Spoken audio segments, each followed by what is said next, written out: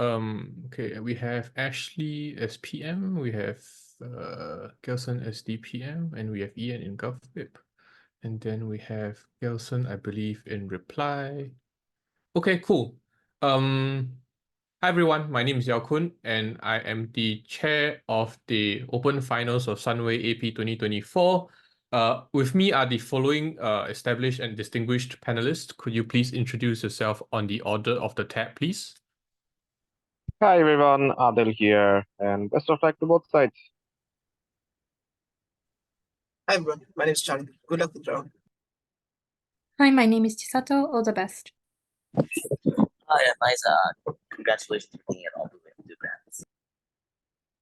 Hi, I'm Matcha. Good luck. Hi, I'm Tanish. Good luck with the round. Okay, thanks everyone for the introduction. I'd like to congratulate all teams who have made it to the finals. In government, we have RDU, if you're reading this. On opposition, we have ADMU, Lesbian Conversion Squad. A few housekeeping issues before we begin. The first is please do a mic check before you begin your speech so that all participants can hear and see you. The second thing is that please indicate your POI preference so that teams are not disruptive when offering points. And lastly, also please keep your own time and also POI within the time stipulated and allotted to you. Without further ado on the motion that this House would abolish qualified immunity for police officers, may I invite the Prime Minister to begin the debate for the government bench here. Oh, wait, I should probably clarify, we are doing the first motion, right? First motion? Yeah, it's because we vetoed the same motion, so there was a coin toss. Yes. And you lost? Yeah, we lost. So we're doing the... Is this the first motion, the assuming feasibility motion? Yes. Okay, cool. Sorry then. Then the actual motion that's being debated is assuming feasibility in states where capital punishment is still implemented. This House believes that the judiciary should convert all death row convicts to servitors. May I invite the Prime Minister then? Thank you. Hello, sorry for the confusion just now. But we're debating the servitors motion, yes. Okay. Okay.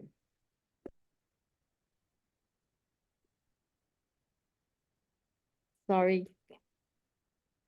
Okay. All right. Just checking if I can be heard. I think I can be heard. Okay. Sorry, just give me a second to set my timer.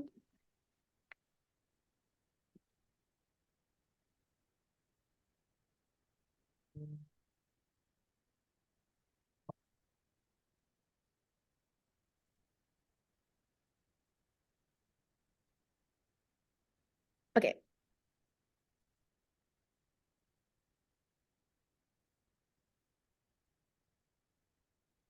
What lies after death? I think at the end of the day, we have no idea.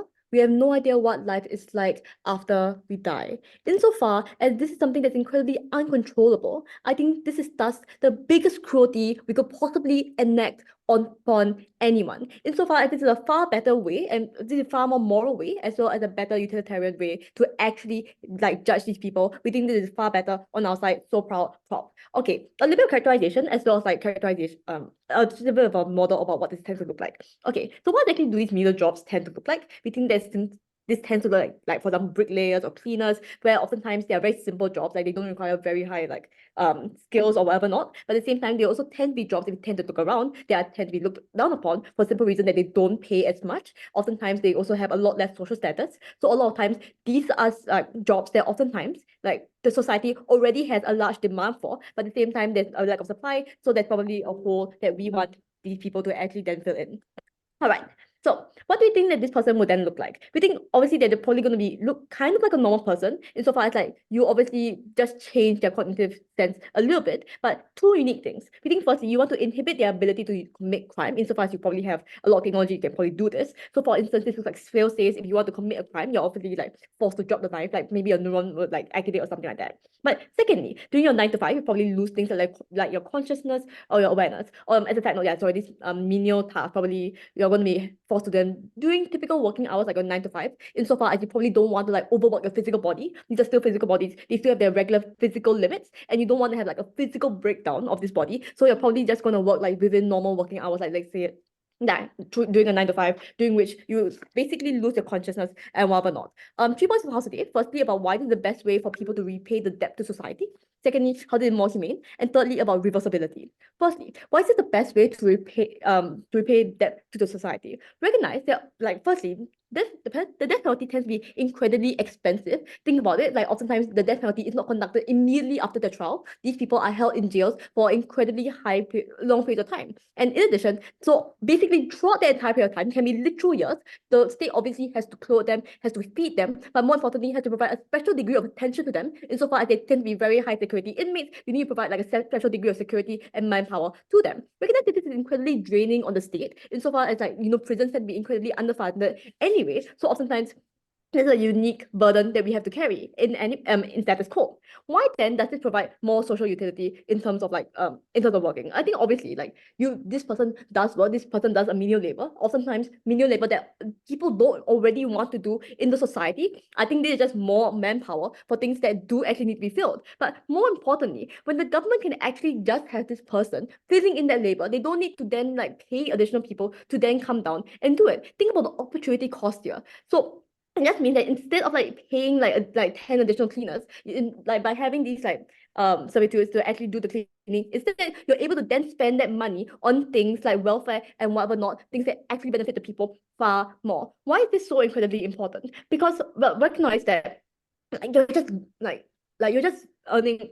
So you're not losing an incredibly high amount of money, oftentimes for in something incredibly meaningless. But secondly, recognize that oftentimes when prisoners actually, or when people commit crimes, they oftentimes need to repay a social debt. They've committed some sort of social harm to society, so they oftentimes need to repay it. Like, this is the principle of fairness. Like, the justice system very intuitively leverages on this in order to work. Like, we think this is the best way to repay social debt insofar as, firstly, you're not an additional drain on resources, but secondly, you're actually providing social utility in a very tangible sense. We think that is something that people can materially benefit from, and insofar as this is the best way for you to actually benefit society, we think that this is the best way for you to repay this debt that you owe. Before I go on, I'll take point. So you concede that capital punishment in status quo is very resourcefully and legally intensive for governments to employ, yeah? Okay, next, second point. Humane. About why this is more humane. Why is death so inhumane? Like, this is going to sound very airy, but think about it. One's life is incredibly fundamental in order for you to live. This is a prerequisite for you to gain literally anything. Like, so if you want to talk about things like self-actualization, the ability to form relationships, this all requires you to, live. So when you kill someone, why is this terrible? Because firstly, you remove the most basal thing that they could possibly have, their life. But secondly, you remove their ability to gain all the other means of happiness that are downstream of, living as a concept.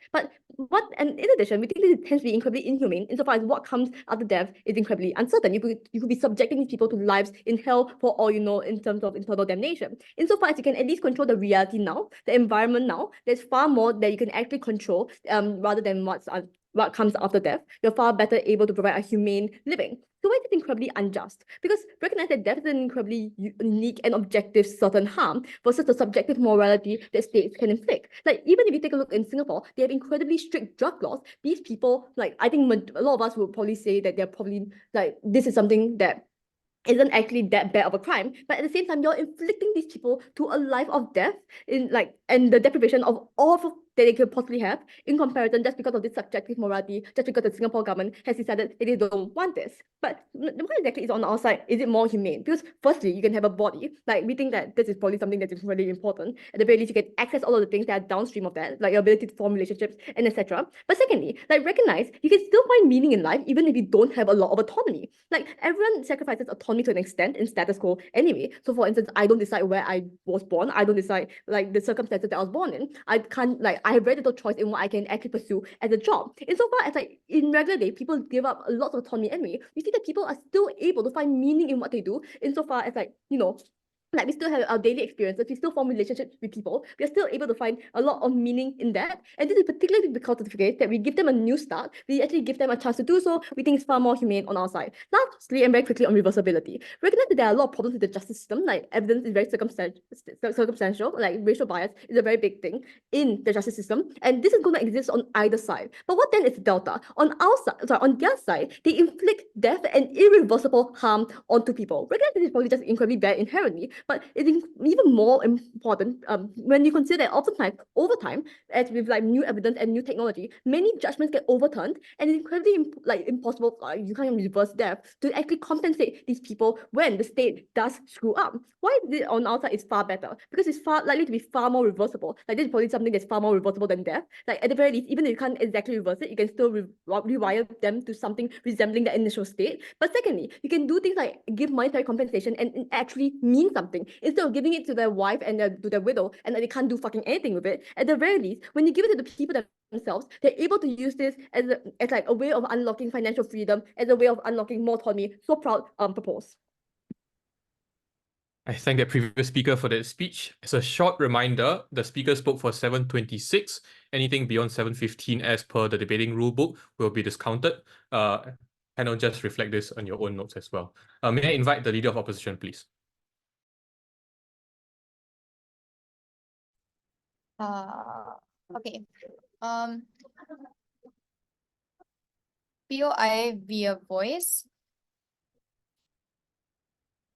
Starting in 3, 2, 1.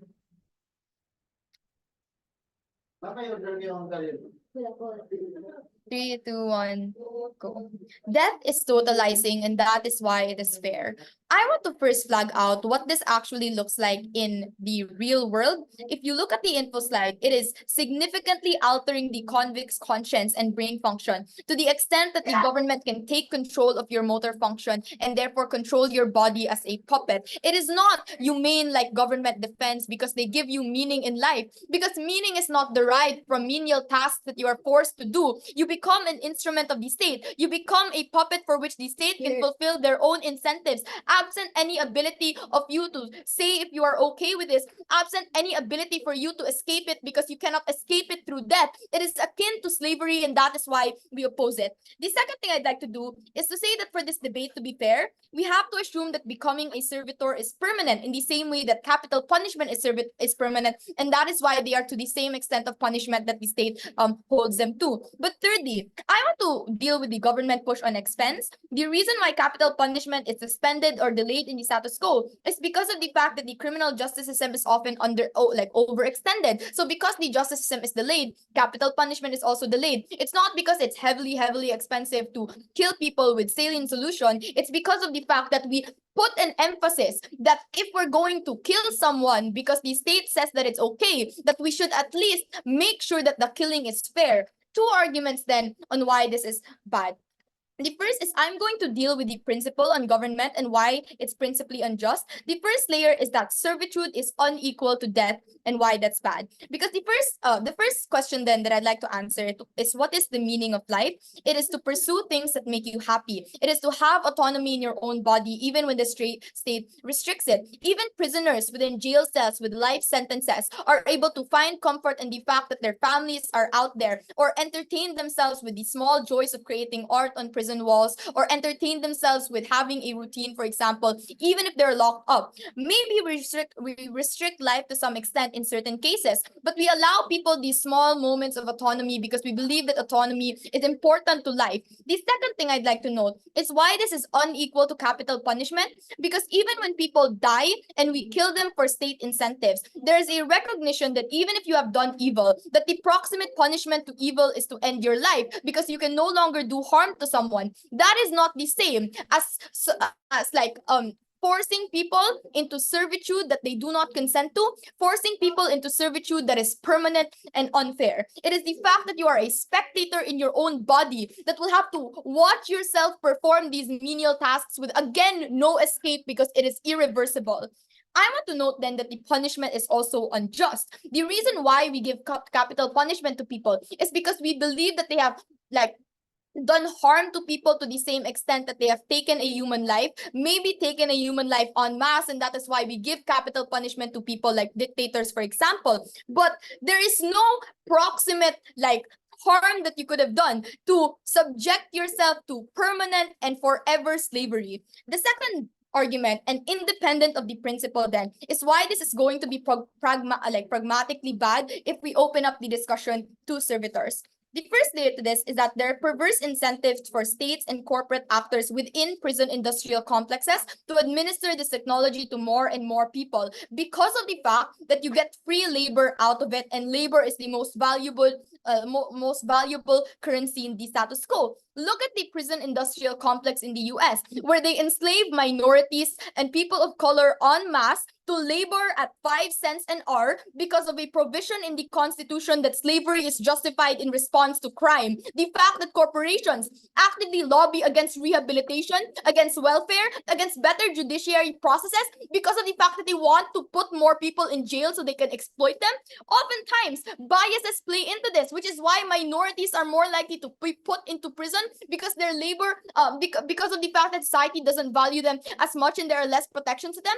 What happens if now these people cannot complain when you overwork them? What happens when this labor is now free and you do not have to ascribe to universal human rights, for example, because these bodies are not real people? But secondly, it makes people less scrutinizing of capital punishment. The reason why we create discussions around capital punishment and its morality and the way that we administer it is because of the fact that we have an aversion to death because we as humans want to live. It's the fact that death is so visceral and so totalizing and irreversible to the average observer because we see how it affects people, the people around us when we die, because we see how scary it is to die. This is why things like murder have such high margins of punishment in the status quo, because we value human life and we see that death is unproductive. That is how you get people to question that what is the point of capital punishment if you're just subjecting people to death and we can't get anything out of them. We sentence people to capital punishment because we think that they're too dangerous. They've committed like an equal harm towards human life, but we give them dignity in death. We make it painless. Before that, POI. So your two arguments are actually interestingly in tension with each other. The more horrifying you paint this to be, the more obviously these individuals are assumed to be suffering and the more accountability there is. Which argument is stronger and weaker? No. And that is my next point, that we can see in the way that capital punishment has evolved over time, that we create discussions around the morality of capital punishment and how we administer it. So it used to be guillotines. It's now injecting saline solutions because it's more painless. But it's the fact that if it's free labor, if the state can say that it's okay to if the punishment is okay because of the fact that there's social good that you can get out of it, then that is what lowers the bar towards capital punishment. We think it's okay that only a few people are subjected to capital punishment and to death in the status quo. The fact that even if we go on government's frame that it's expensive, that there are large barriers to it, we think that that's what makes it good and what makes it fair in the status quo. Look at government's language. Capital punishment is restricted by virtue of expense, by virtue of people complaining against it because it's immoral. We think that that's good, but on government side, that there's the veneer that this punishment is okay because there's social good. The fact that you can get free labor out of it, the fact that they are doing good to society even when they are murderers and killers, murderers and killers. It's the fact that the state can leverage this social good that these menial jobs are producing in order to put more people in jail, to subject more people to capital punishment and therefore become servitors. That is the harm that is exclusive on your side. For all those reasons, I'm very proud to propose things. I thank that speaker for that speech. May I invite the Deputy Prime Minister. Here.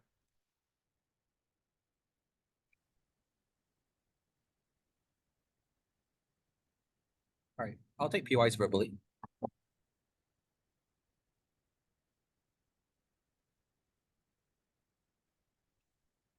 There is one thing from the leader of OP that I fully agree with, and that is death is wasteful. And death is a massive, severe harm to people that almost poses no benefit or consequence to others. Which is why, at the point in which a state undertakes a massive cost in order for us to put death onto people, it is ultimately a waste of funds. It is ultimately a waste of money. And if the only cause the opposition can choose to drive from is the idea that we stop people from posing a danger to society, that's an inexclusive benefit because we can do that on the gov too. The first thing I want to do is to make a note on the opposition strategy thus far, because most of their case seems to focus on the implementation of the motion and how it's likely going to be flawed. Because they tell us things, for example, like states are going to be incentivized to not pay as much attention to who they give the death penalty to, because servitude is far less costly apparently compared towards the idea of death penalty, and minorities are disproportionately subjected towards this punishment as a result. First of all, this is empirically untrue. There are different arms of the state. The judiciary is extremely separate from others in most states. So the benefit that these servitors pose towards the state is not being felt by the judiciary. That's why the judiciary has no added incentive to further misuse this system. But secondly, the process of trying a death penalty case is precisely what causes the cost, is exactly why it's expensive and so speculative, because it has a long appeal system. So it's likely not going to be worth it. Judges and juries tend to be extremely averse to handing out sentences that are as heavy as this. So when it comes to just the basic face value clash on whether or not this will be done well or not, we would argue that there is no actual cause for misuse, or there's no actual cause for manipulation. But what I want us to remember is the key part of the motion, and that this is a value judgment motion. That means you don't win the debate by assuming random circumstances of how this can be carried out. The reason for this is because opposition argues for a problem solution mismatch. A failure to indicate overwork for these servitors is not inherent to the idea of servitude. It is solved with checks and balances to the state. It is solved with an investigations committee or other things that you can impose. A disproportionate amount of demographics being forced to enter into servitude is not inherent to the idea of servitude. It is an issue with bias within the court system, and that is something we solve separately. But the value we get from this motion derives from its principle, because if it is something that we should defend things that are inherent towards the idea of converting the capital punishment towards servitude. What does this mean for them? This means any outcome that they have in terms of pushing some random idea about how this can be wrongly used is a problem solution mismatch, because there are plenty of things that are not inherently linked to the idea of servitude that you are arguing for. What is this debate actually about? This debate is a reflection of the death penalty and what it's principally used for. Why do we, as the state, carry out capital punishment, and what are its obligations to the state that it manages to fulfill? But secondly, based on the severity of both of our mechanisms, which one has more ability to make up for error when you do screw up? And this leads us to ask the following two questions. A, based on the harm we might wrongly cause to this person, is this death penalty humane, or is this servitude humane? And B, in the case of any future renovations or changes, is it irreversible? So let's answer the first question about the principle of the debate. What are death penalties used for? Op says we commit people to death purely because we recognize these are extremely huge stake punishments, and we do it only because we want to stop people from posing a danger to society. The problem with this argument is that it's completely inexclusive, because in case they didn't notice, when we turn these people into servitors, we also remove the threat of danger from these people. We also remove the capacity to do harm. But what we did give you in contrast from the Gov is that Ashley already brilliantly told you why the reason we give people capital punishment is to also best repay a devastating debt that was left upon the government. When you've killed a person, for example, you've not only violated the amount of rights and safety and privileges that have been given to you as a person by the state for enforcing your security, for enforcing your healthcare, resources that were spent on your own well-being that you've forsaken for your violation of the social contract, but you've also taken away the utility that the state can derive from another citizen because you just killed them, for example, when you are a murderer. So in the case where you kill a person, you remove the utility from the state. You remove the ability for the state to continue functioning as well. And so you inherently owe a debt to the state that must be made up for via these particular punishments. This is also why we have things, for example, like community service for much less serious crimes, because these are in fact mechanisms in order for us to repay what exactly has been wrong from the state towards us. This resolves the massive tension in Gov, because PM, while defending the death penalty, concedes that people recognize how wasteful the death is. We fully agree with this idea, and we believe that what is best for us to fill up that waste is for us to be able to get these people to take up tasks that other people would not otherwise have had. And the utility the state gets from these people is irreplaceable, inexclusive, and the ability for us to make these particular debts fill up and cover more for the state so that it can also put much more utility for other people is what is an exclusive benefit for the Gov. Before we move on towards the second question, is there a POI? 3, 2, 1. Moving on to the second question. Is this humane? Op says servitude is worse than death. Sorry, go on. Yeah, POI. So the case on opposition, right, is that it's okay if the death is wasteful on our side, because that is how you get people to converse about whether or not the death penalty should exist and how we should implement it. On your side, if there is social good, people will be okay with condemning minorities to this fate. I don't get it. This is a state where capital punishment is still effective. So that means there is no discourse. It is legal. You need to defend the death penalty onto these people. Your LO defended the death penalty when they said we need to recognize the threat and danger that these people pose to society. So there is a major tension in the case in that POI. You need to resolve it in THBT. What exactly is this humane or not? Op says servitude is worse than death because the meaning of life is to collect in experiences imbued with meaning. The rhetoric from LO is beautiful and all, but it doesn't change the fact that the meaning of life that they fight for is logically hinged for your ability to access that life to begin with. And the issue is that when they defend things like capital punishment, when they defend things like the death penalty as the alternative, you also remove individuals the ability to collect experiences and to get that sort of meaning behind their memories. And so the idea of us posing a principal harm towards them is completely inexclusive. But if they wanted to fight for autonomy, we uniquely give them this autonomy by letting them do whatever the hell they want past the hours of 9 to 5. But we would argue as well that it is torture for you to not have a body. It is torture for you to not know what's on the other side of life. And that is so uncertain because we don't know whether it is purgatory, hell, or nothing at all. And that also means that it is never on the state to impose that uncertainty and that level of fear onto people. It is torture for us to not be able to take back the death that we were handed. It is torture for us to not be able to know what is on the other side of the afterlife. And it is this torture that we should never be imposing onto people. Much more, we should be deriving utility from this. I thank the previous speaker for that speech. We invite the Deputy Leader of Opposition.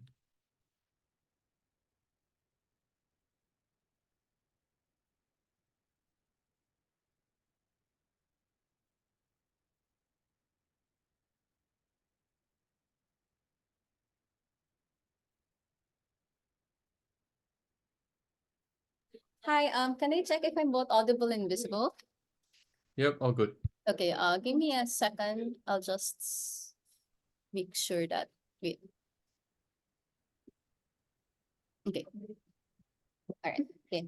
Hi, my name's Alex. I'll be Dep. Shout out.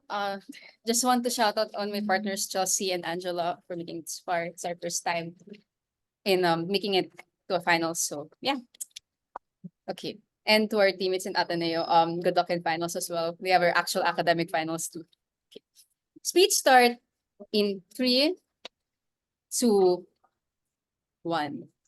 The most important value in a society isn't just getting the best of all utilitarian good. It's making sure that society is more just.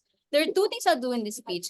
The first is I'll explain why you get a worse justice system in a world where we have the concept and implement servitors. The second is I'll explain why we make it worse for people who are in menial labor. As a government conceded, it's often people who are in vulnerable societies that have to opt into this work. We make lives worse for them, and this engages in the best case where we do not care about people in death row. Before that, the first thing I want to call out is why inherently there are no checks and balances, because Deputy Prime Minister is under the impression that this is a procedural problem and not inherent to servitorship. Take note that on their side, the state can afford to not be reasonable. I want to just reiterate what happens when you are a servitor. It's the fact that governments take control over the convicts' motor functions. It's the fact that they can alter your conscience and your brain function. It's the fact that you are literally a living puppet for the state, and you are forcefully compelled to undertake various menial jobs and their beck and call. And that's why all of the checks and balances on government doesn't work, right? Because you cannot protest, you can't report. The state literally controls your cognitive functions that includes your ability to speak out. And that's why the ability for you to, for example, get more wages and have more reasonable hours is something that you cannot get under their side of the house, especially if the state literally controls your body and your mind. The second thing is the second thing then is on the engagement of why we have a worse justice system. And I want to explain that yes, the judiciary is a separate wing from the rest of the government services. Like they have judges and they have like the jury, but not how it is the legislators that passes the laws as to what even counts as a crime to begin with. And that's why our issue as to how people would perceive servitors as a legal punishment is important in this debate.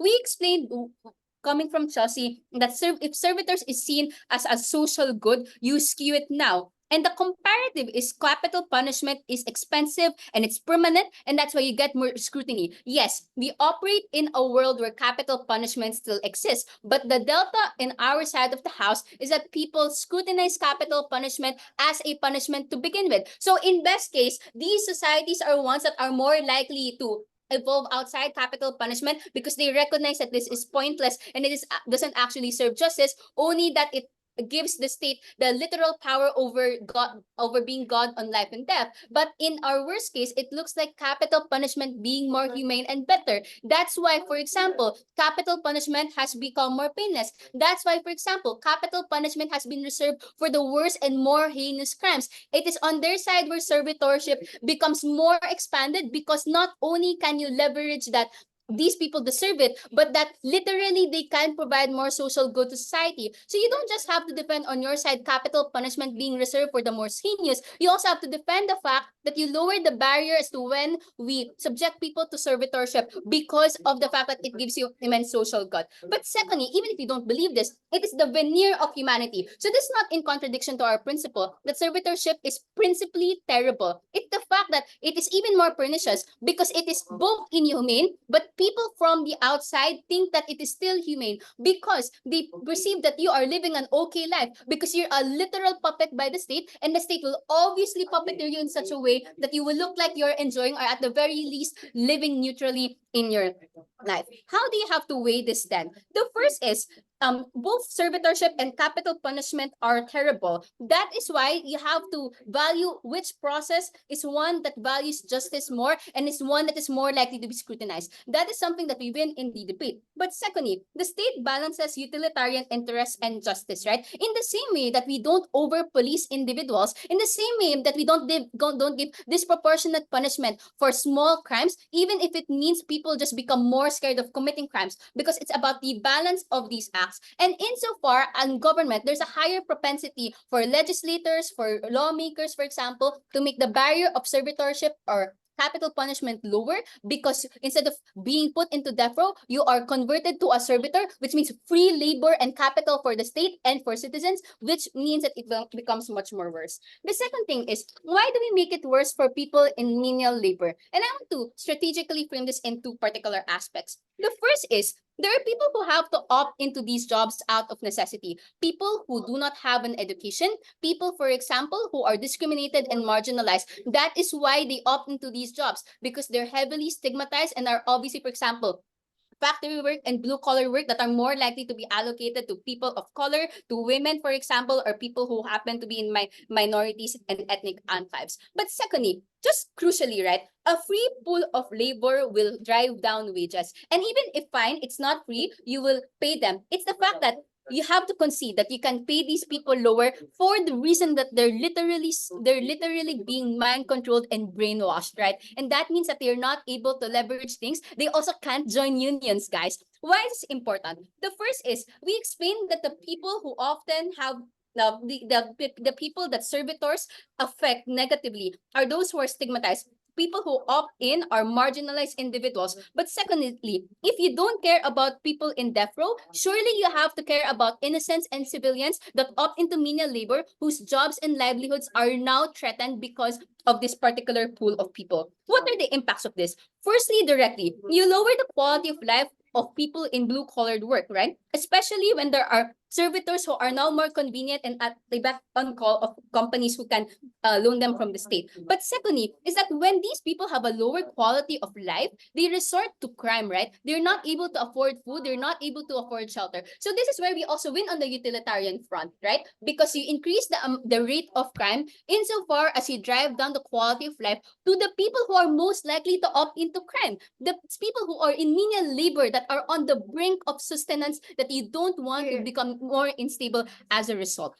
And at the end of this speech, what do we prove here? The first is we explain that inherently checks and balances do not work on government side, because the difference with people who in community service is that they can still act onto their own bodies and still speak and can be interviewed, whereas people under mind control, which are servitors, cannot do that. The second is we explain that you have a more worse justice system insofar as people become more careless. The last thing is, even if you don't care about prisoners in death row, it is people in menial labor whose lives become worse, and that's why we're very proud to oppose things. Thank the previous speaker for that speech. May I invite the government whip.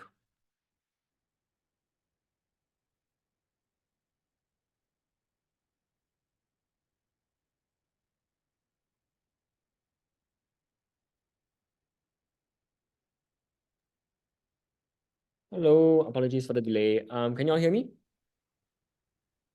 Yep. Oh. The first thing I want to dislodge from this debate. Oh, sorry, I forgot to open up the chat. Right, apologies, could I just restart? Never thought I had to do that. Okay, let's go. The first thing I'm going to dislodge from this debate is the debate about how you can cheapen labor of other people by creating a free pool of labor. The last thing we heard from the previous speaker. There are two responses to this. The first is that this labor is obviously going to the public sector. These are non-profit oriented organizations, where labor is not subject to the wage market because the wage costs are not competitive. Rather, when the money is saved for the state, it doesn't go to private investors. It goes towards other investments in other areas of the state. This goes towards education, welfare, and healthcare, as Ashley laid out. This implies that there is no jobs being dislodged. In fact, by hiring more people in education, healthcare, and welfare, we create jobs for more people, directly undercutting their argument. Moving then to the two clashes. The first is whether or not this is more humane or more principally justified than the death penalty. The claim from opposition is that this is very, very bad, because clearly we're depriving these people of meaning. Gelson points out that sure, you deprive them of meaning from the 9 to 5, but from 5 to 9, like 5 p.m. to 9 a.m., they have plenty of meaning, right? They can still see their family, they can still live a regular life as a result. Sure, they cannot commit violence on the other people. They cannot, for example, stab people or run people over or shoot people. But the moment they do that, their arms go limp. But what happens then is they're still able to get those little moments of meaning that opposition says are meaningful to prisoners as well. But not the comparative. The comparative is death. What meaning can be derived as a corpse? What meaning can be derived when worms are eating your brain and you are either burning in hell or, I don't know, in heaven, if you're really religious and you genuinely believe that that's what happens afterward? Like, probably not statistically. Like, odds are these are individuals experiencing nothing, and there's no meaningful in that whatsoever on their side. So if you have sympathies for individuals on death row, if you believe that these are individuals who are products of circumstance, minorities being unjustly punished, as opposition says, you should side with Prop, because clearly we make their lives better because we give them a life. We let them see their loved ones from 5 to 9.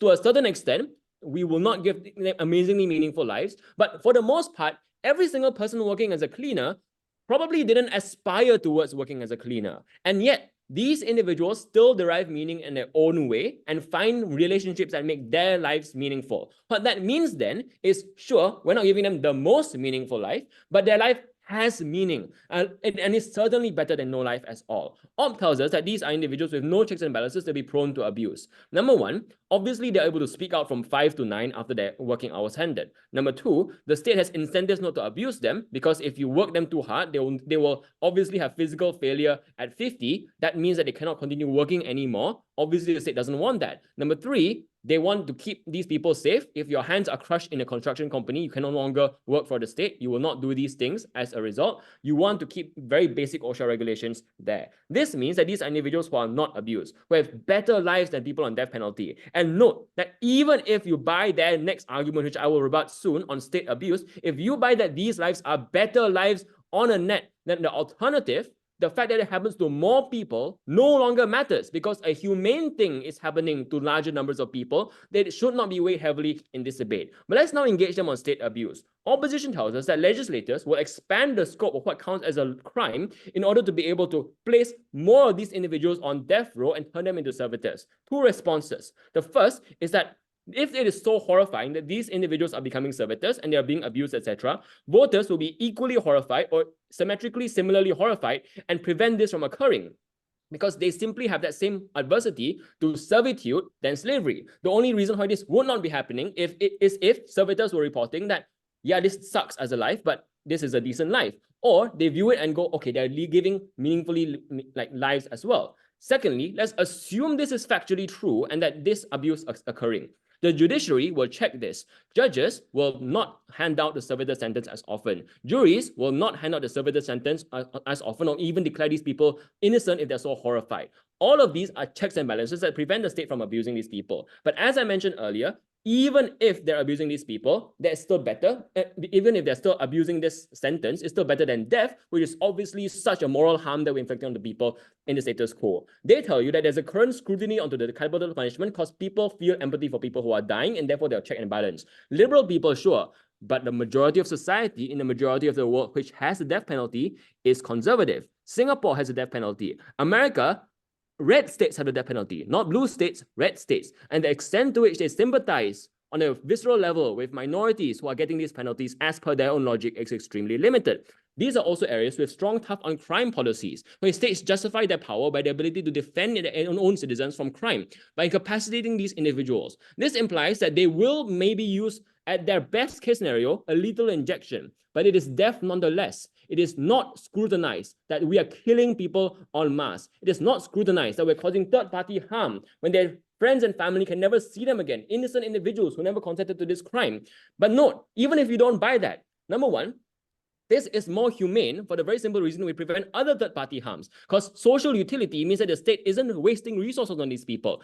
I know it sounds utilitarian, but when the state funnels money towards a death penalty and away from welfare, another person has to languish in poverty in all of these states which tend to be developing countries.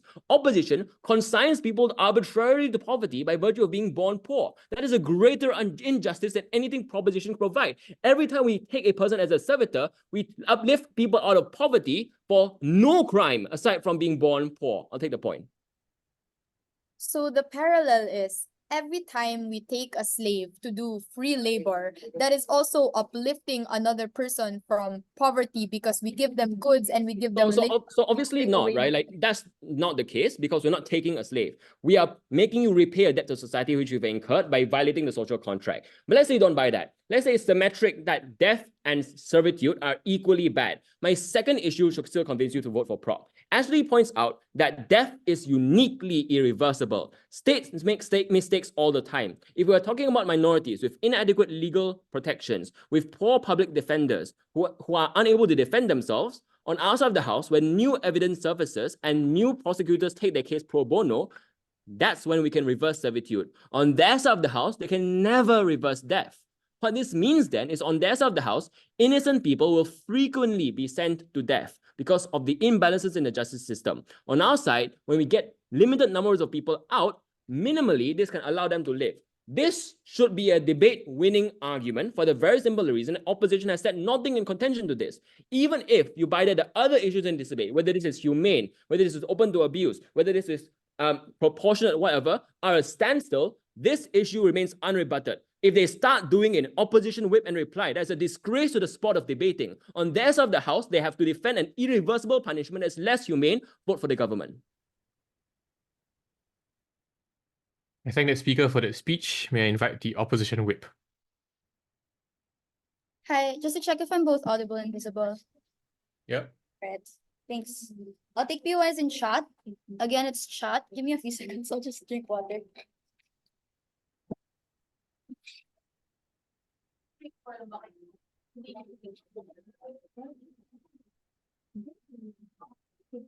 Alex, I'm so sorry. All right. Before I start my speech, I just want to give a few shout outs because this is my first open final, so kind of excited, kind of good. Firstly, shout out to Alex and Chelsea. The worry this morning was if we break. Now the worry is if we win. So it's really crazy. Second, thank you to Tech Katipunan because we've been staying here for more than 24 hours, more than a month. So it's kind of embarrassing for us to debate in public like this. Third, shout out to my profs. I'm sorry. I'll pass my calculus homework. Thank you so much to Attorney Cao because you've taught me everything I know about law, and I'm debating my first open final about law. Final shout outs to Reynal, Helena, Jetro, my friends from Ilocos who are watching. Thank you so much for all of the constant support. I will do my best. All right. Again, POIs in chat. Starting my speech in 3, 2, 1. There has always been a reason why states forgo utilitarian values at the extent of preserving individual autonomy. It is because it is a principal constitutional right to always preserve human life, no matter how much or no matter how grave a human life has committed in the status quo. It's very funny how government asserts that this is a THBT motion when the only standing benefits in their case are dependent on pragmatic outcomes. Their case alone deserves capital punishment. Two things I want to clarify before I move on to issues. The first is I want to talk about how does this really look like in the debate. The second is I want to talk about the importance of the judiciary sector doing all of this in the debate. First thing, how does this actually look like? Again, this was framed earlier from Chelsea. This is constant perpetuating. This is constant puppeteering and control of your conscience. So even if you're able to move motorly, right? Even if you're able to have control over your motor functions, the fact of the matter is the state has the very control. The states have the incentives and the perverse incentives to continuously puppeteer this individual. So don't believe government whip when they say that they can find meaning out of the 95 jobs. It's likely that the counterfactual is most individuals who will be subject to this punishment are individuals who will constantly have to work just because the state sees it as a utilitarian good. The second clarification I want to talk about is the importance of the judiciary system and why they are an integral actor to this debate. The first is that obviously the judiciary is held at the highest level of the highest level of court in terms of punishment. They influence precedents. They hand out capital punishment really, really slowly precisely because of the fact that these are grave consequences, precisely because of the fact that it's irreversible as what government whip says. So the fact is, it's important that the judiciary has this. It's important that the judiciary has a control over capital punishment and not lower courts not lower courts because that is more dangerous. First issue, where is life more valued? And I want to be very, very clear. How do you ought to weigh this issue? The first is I want to talk about the main principle that we fight for in opposition since, as they say, this is a THBT motion. The principle was clear. This is a clear instrumentalization of your will and that there is a value and an inherent value that states have over lives and status quo. Again, this was left unresponded to. The only standing case they say is that at least this still derives, you're still able to derive utilitarian goods at the point in which you're able to utilize this life to its fullest extent.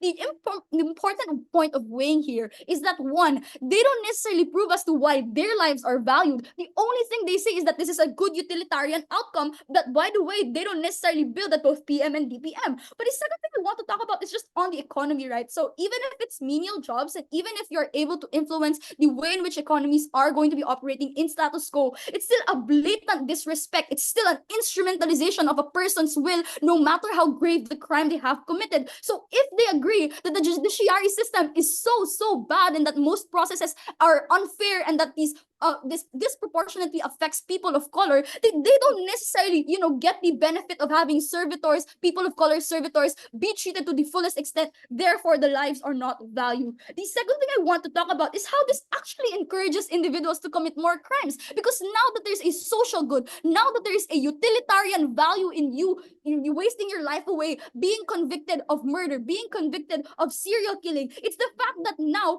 those things are attached to moral goods at a point in which the judiciary will sentence you to a life of servitude, will sentence you to a life of tangible contributions. And this is where I flip the principle of utilitarian goods, right? So even if it's incredibly utilitarian good, even if the very best case that they don't prove, by the way, that the economy will continue to be good insofar as many puppeteered people are able to access this, the fact of the matter is you attach it to a social good. This allows individuals to justify killings. This allows individuals to not fully talk about the processes of death penalty in status quo. They don't necessarily get the benefit of having the life valued. But the second thing I'd like to point out is that more judges will probably demand capital capital punishment on their side of the house, because the threshold is you would probably over punish people on your side of the house, because now that it's attached to a moral good, now that it's attached to you being able to contribute to society, you being able to repay yourself to a society, the problem is the likely comparative is the court of public opinion or the individuals who are most subject to this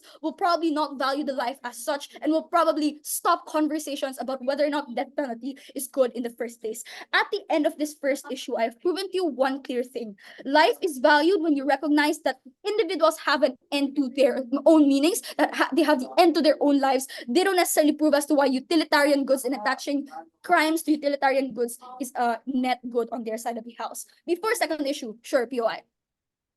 So on your side of the house, individuals live in poverty and states don't help them because they're spending hundreds of thousands of dollars sending someone to the death penalty. This could have saved someone's life who was completely innocent. Even if we deadlock the humanitarian issue on the servitor, those hundreds of people still deserve good lives. Okay, number one, you don't necessarily prove as to why the victims to these killings will get catharsis. The best case that you get here is from PM saying that's true, but I will engage on that later. But the second thing is, right, the likelihood for individuals to commit crime is more likely on your side of the house, especially when I already explained earlier that when you attach it to a moral good, when you attach it to a utilitarian tangible contribution, that does worse. Therefore, like, individuals are not actually going to be less poor on your side. You don't prove that to be true. It's late to engage in it at Gov reply. Last issue, where do we get catharsis for the victim? I think it's really, really important to note the broad mitigation here, right? As a victim of serial killers, as a family victim, right, the most likely comparison is you feeling as if this person has another chance at life, that this person is able to tangibly and utilitarily contribute to society that they themselves has ruined for these victims. So this means to say that you don't actually see individuals as, you know, morally reprieved because you see their serial killers as people who work for the government. It's actually the flip, right? Because gut check this serves as a grim reminder for these victims. The way in which you literally manipulate this person's body, you can probably manipulate to see as if they're enjoying it and they're paying reparations fairly. The fact of the matter is, for the victim themselves and for the individuals that they have caused direct harm to, they don't necessarily prove as to why they get a moral reprieve out of that, and why the basic argument on the catharsis to the victim just falls. At the end of this issue, I want to make this very, very clear. You don't let victims see themselves as the victims on their side of the house. You actually leave victims to feel conflicted, because now you're questioning as to whether or not the way in which individuals treat, or the way individuals treat crime and the way individuals commit crime in status quo is something that should be praised for, or something that should be recognized and acknowledged and not condemned. At the end of this issue, it's quite clear. You do not get catharsis for the victim. You do not get catharsis for the victim, and life is more valued on our side of the house. For all of those reasons, very proud to say this is an upwin. Thanks. I thank that speaker for that speech. May I invite the opposition reply.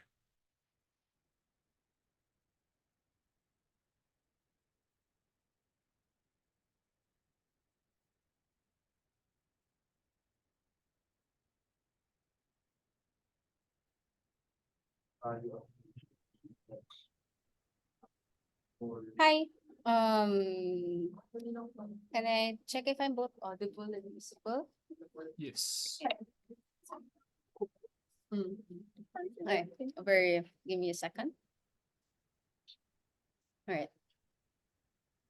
Speech start in 3, 2, 1. The rhetoric of side government is what exactly states will use to get away with abuse at the end of the day. There are two things that Ateneo will win this debate.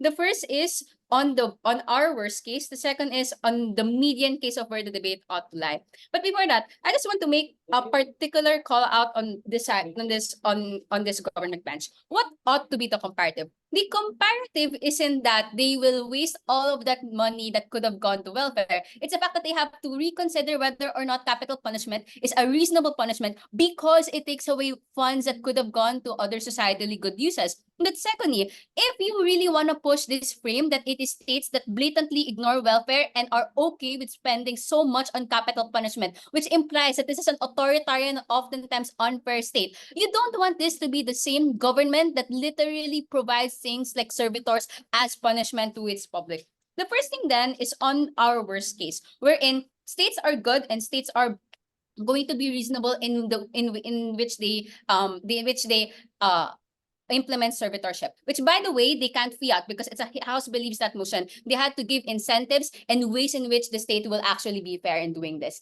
The first is we explain on principle that people excessively do not have autonomy. It's the fact that you are deprived of cognitive functions, you don't have a conscience, you're literally a spectator of your own body as you do these things. This is very different to you being in prison or you even doing community service, because it's the fact that your speech and some body actions is something within your control. And that's why all of their argumentation of you being able to derive meaning is already out of the table. Because for you to derive meaning, the state literally has to allow you to do so, in which you cannot do it inside government bench. You can't even have your own independent thoughts. But secondly, we explain, and to no response to government bench, you worsen the lives of people in menial jobs. We structurally prove that there are innocent civilians who are not in death row, who literally do not have crimes yet, who will have to do menial jobs. And more importantly, not only do you worsen the quality of life, these are people that are more likely to resort to crime. Their response is to say that, well, it's going to be implemented in the public sector. This asserted at GovVip. But great, now it's wages of public servants that you literally be cut lower. And we explain that these are often the people who don't get in the private sector because they're marginalized and discriminated and outcompeted in the labor market. Those are things that we were able to argue and successfully win over inside opposition. But secondly, let's go on to the median case, which is what government still has not engage with. The first is we explain why inherently this is open to abuse. It's the fact that you are a puppet. It's the fact that you can't control your speech or your actions because the government, by definition of what servitors are, literally controls your every action. And that's why you cannot ask for a meaningful wage. That's why you can't ask for a reasonable amount of working hours, and that's why you're continuously abused. But secondly, it's the fact that there's a propensity for people to be overpunished. When you can leverage that there is a social good in servitorship compared to capital punishment that wastes a lot of money, that means more people are overpunished as a result. We explain why justice was important, not for states to just focus on utilitarian means of doing so. But lastly, we explain that this being leveraged as a social good means then that society becomes less critical of the justice system. It's because that capital punishment is very visceral, it's very totalizing, that people even reconsider when and where should we dish out capital punishment. This was particularly debate winning because government bench assumes that you will always have a perfect justice system. We don't have a perfect justice system. It is literally human and therefore predisposed into flaws and discrimination. Therefore, we don't want to make it even more convenient for people to become lax in their judgment. And that's why it's good that capital punishment is expensive, that capital punishment is inconvenient, because it means that when justice is served rightly. For all those reasons and more, we're very proud to oppose things. I thank that speaker for that speech. May I invite the government reply to end the debate? Here.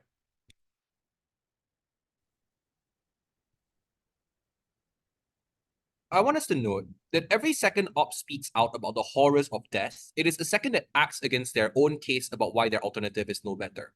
Every second they speak out about the horrors of servitude, it is a second that explains why their own assertions of discourse render their own attacks of abuse completely useless. There are three clashes to resolve in this reply. Firstly, can opposition actually achieve the counterprop? Because I think we should be noting that our best case on evolving past the point of capital punishment is never properly mechanized to you. The most we get out of that logic is a few one-liners in LO and DLO that say, oh, that is bad, so people will talk. And suddenly somehow people will manage to overturn the entire justice system and abolish death penalty. Even if you are really, really generous and you allow for this idea, this completely unproven outcome to manifest in the round, notice that we don't actually hear what sentence that they would actually prefer. Because over time you hear them start to be against any form of autonomy being taken away from these people. The inability to move, the inability for you to act as yourself, being a puppet of the state, and the state controlling your actions. Guys, that's us going to jail. I don't know if OP is ready to betray their fundamental claim on autonomy and keep them in a life sentence, or if they just want to let murderers and sexual assailants go. Like, either way, this is a fundamental loss in the mechanism that they have. It is clear that it's impossible for OP to cop out of defending their burden of the death penalty. They must still defend some form of taking a life, otherwise they cop out and they lose the round. This leads on to the second clash. Which side is more humane? Opposition's entire claim is hinged on circumstances in which the system is misused against workers and minorities. Ian and my speech give you plenty of good reasons for why this is does it win them around? And it's quite unlikely. A, because there's plenty of different checks and balances we can impose. Things like judiciary